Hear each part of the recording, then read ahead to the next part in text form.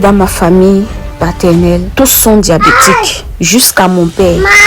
Mais je me suis dit en moi que ça s'arrête au niveau de mon père comme ça. C'est la dernière génération que ce démon de diabète a touché. C'était la génération de mon père.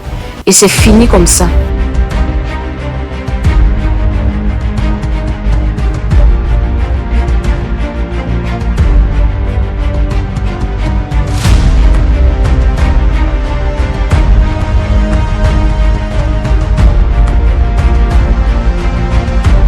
À Yaoundé, un témoignage bouleversant vient bousculer les certitudes, à la frontière entre médecine et foi.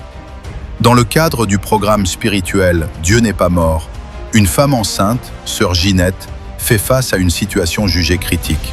Une glycémie dangereusement élevée, atteignant 143 mg par décilitre.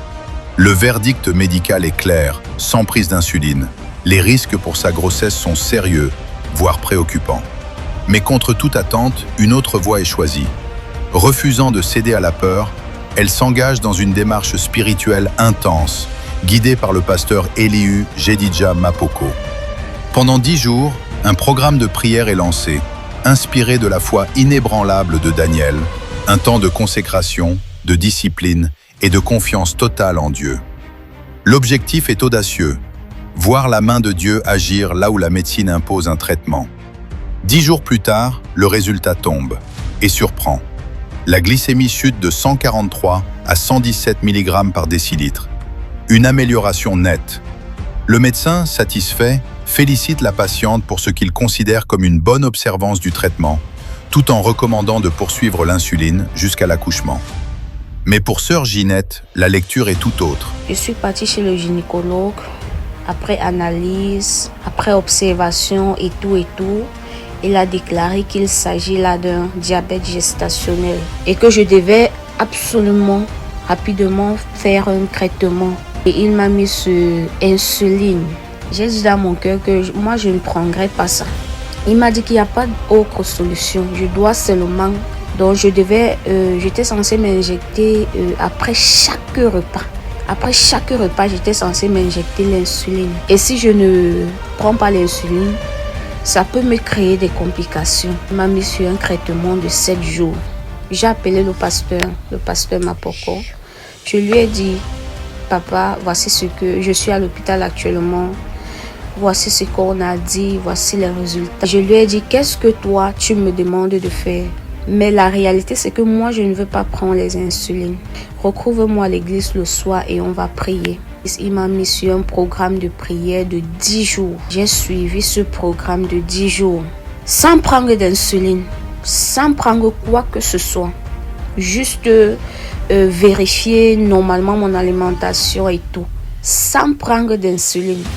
Après le programme de 10 jours de prière avec le pasteur, le gynécologue, après examen encore, après vérification encore, il m'a demandé de faire encore l'examen. Donc, de contrôler encore la glycémie. Je suis partie contrôler. À ma grande surprise, les résultats ont changé. Le taux qui était tellement élevé a radicalement baissé. C'est vrai que je vais avouer que je m'attendais déjà à cela. Parce que en appelant le pasteur, c'était déjà... Je sais que Dieu peut faire quelque chose. Et je sais que Dieu fera quelque chose. Donc, je n'étais pas tellement surprise parce que je savais que après les 10 jours de prière, quelque chose devait se passer. Donc, quand j'ai vu ça, j'étais tellement contente dans mon cœur. Je suis partie présenter les résultats au gynécologue.